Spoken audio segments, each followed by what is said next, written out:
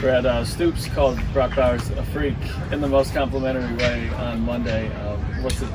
You faced him before. Obviously, what kind of a matchup nightmare is he?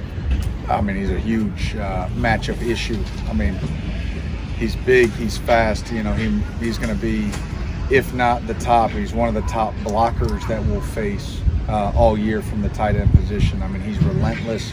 Obviously, everybody sees what he does when the ball's in his hand. He's kind of like the ultimate teammate. You see him cheering, like he's as excited about a play that he makes as or that his teammates make is that when he makes one. So no, he's just an incredible player. Obviously, one of the top football players in college football, not tight end, like top college football players. Like he is elite level. Right, is their offense different, the same than what it was before with the coordinator switch? Yeah, there's a lot of really, really close. They're very systematic in what they do, how they approach the game, how the game is called. Obviously, anytime there's a coordinator change, there's just little minor, adjustments or tweaks that that coordinator may see, but the system itself is very, very similar.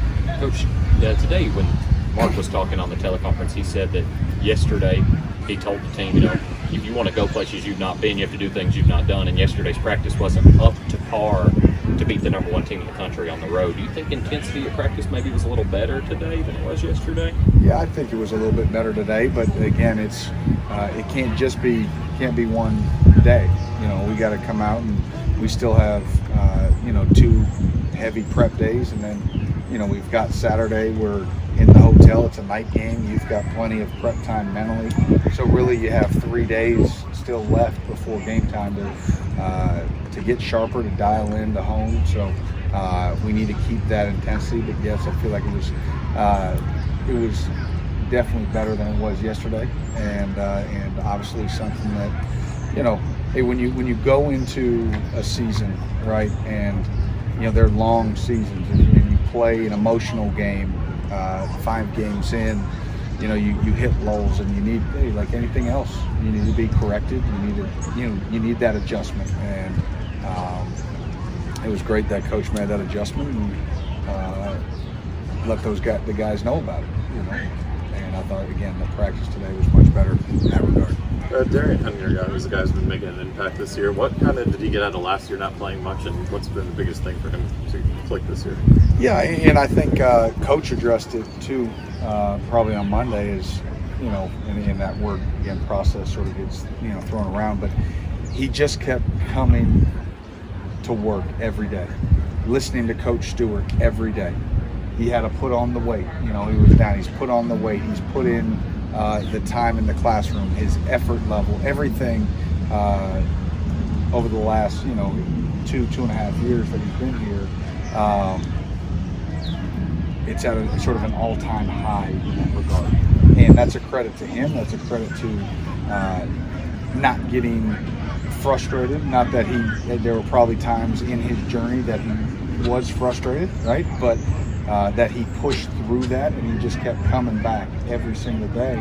And that's what we try to preach, with our guys, is that we've had so many of those kind of guys here in this program, and it's really across the country, that if you don't hit the quick eject button, right, you don't tap out when things get hard, you just push harder, like there's gonna be light at the end of the tunnel. And he's been a guy that's really made a lot of plays for us and contributing, and we're going to need him to continue to be that player. And I view him as a player that's going to continue to ascend, as long as he doesn't take his foot, off the accelerator. The secondary is going to be tested. They played well, obviously, but they're going to be tested quite a bit on Saturday. How are they embracing the challenge? How do you think they're doing it? Yeah, first of all, we're all going to get tested. Yeah, I mean, from the back end to the front, play callers, position coaches, we're all going to get tested this week. People need not forget, this is the 2-time defending national champion. This is the 10th ranked passing offense, and they average almost 500 yards of offense, 150 on the ground, 330 through the air, 39 points a game. I mean, you just name it, you can rattle off the stats. you know, and they're starting to get guys back, you know, that may have been dinged. And so, no, it's a huge challenge. And it's a huge challenge from a secondary standpoint. You know, obviously, Bowers has been mentioned earlier, but the receiving core, you know, they're big, they can run, you know, they're willing blockers in the run game. I mean, and they've got a lot of them. You know, it's not just one guy or two guys. I mean, they can go 6 deep at wideout and keep guys fresh. And so, no, it's a huge challenge for all of us in a really hostile environment. And so we got to play a really, really good game. We understand that. Brad, you mentioned Bowers being more football player than just a tight end. How does it challenge you when they will hand the ball to him and let him do some things like that in the ground game? Yeah, I mean, the biggest challenge with that is, one, a lot of times you're not used to seeing a tight end get a ball like that. They'll put him in the backfield. They'll bring Dylan Bell in the backfield and they'll hand him the ball. They've got a lot of different pieces that you can sort of manipulate around. But one of the more impressive things I think people don't realize is if you ever watch him within the field of play, obviously he can get tackled to the ground. He breaks tackles, he does that, but he'll end up on the ground unless it's a touchdown, right? But over by the sideline, I don't know if I've ever seen him tackle to the ground out of bounds. Now he may get sort of ping-ponged all the way to where the whistle blows and you see a lot of defenders on the ground, but ultimately he's pushed out of bounds and he's always still standing. He's got incredible balance, strength, lower body, his core. So among all the other things he does well, like you have to tackle him really well, and you have to do it with multiple hats because it's, if you're lucky enough to get a one-on-one tackle to the ground, I mean, that's a really, really, really impressive tackle. We talked so much about Ox's weight all summer. It seemed like he lost the speed on that play chasing the running back on Saturday. Has he kind of found the perfect middle in this? He's starting to hit his stride, and it's what we all know that he's got in there, and he played really hard, really well. That was an incredible play there on ETN. I mean, there's not many defensive linemen in this league that can go stride for stride. Again, if he doesn't make that play, basically single-handedly, that could have ended up being a big play. Now, it was his job to peel that and all, but we'd like to have some overlappers so he's not just left alone on it. But it was, we need him to continue to play at the level he's playing at right now. What's the biggest improvement you've seen in your defense after watching the tape on Sunday? From game 1 to now? Yeah. Sort of how we've improved? Or just from this last game against Florida, like during practice this week? Gotcha.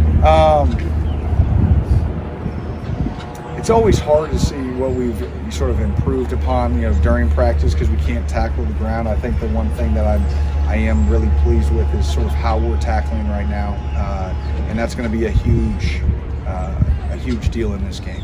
We just talked about trying to, get Bowers to the ground, but to get the running backs, obviously. Well, I'd like to see a little bit of improvement, is sort of on the quarterback a little bit in terms of, his ability to scramble. Mertz made some plays with his feet and his legs, and we slid off some. And I think, Beck is even sort of a step, athletically probably above. So we're going to have to do a nice job with him, and as he moves around the pocket, that we get him to the ground. And so that's one of the other things that we'll need to do a good job of this week. How about Eric Jackson? Last year he was leading tackle of the team, right? And it seems like he does it in a way in which you don't notice too much unless you watch it real close. He's doing the same thing again this year. What's his biggest asset? He showed up. Listen, he's an invaluable piece of this defense. Invaluable. And I think a lot of times that if you don't necessarily make some splash plays, if you're just steady Eddie, right? People that's not cool or that's not hip. Trust me, for a guy that's calling the plays, you rely on that. Like that's an anchoring force. It's a calming force within the middle of our defense, and that's why he's there. And and I say no. I mean, he's made some splash plays. The play against Vanderbilt on the interception was huge. The sack to play 2 is a huge play. There's some plays that don't ever get seen, but how he moves in coverage and minor little V cuts that where a quarterback wants to go, he has to come off. He looks elsewhere. It forces a sack. Everybody sees the sack. Nobody sees the subtle movement, right, at the second level that took him off the dig. And that's what he does. He's so smart and savvy, how he sets up blockers, how he takes on blockers. His run fits are clean. And then when he does have a mistake, he can come to the sideline and be the first one to say, hey, that was my fault. Okay, folks, we got players waiting. Get to them. Thank you.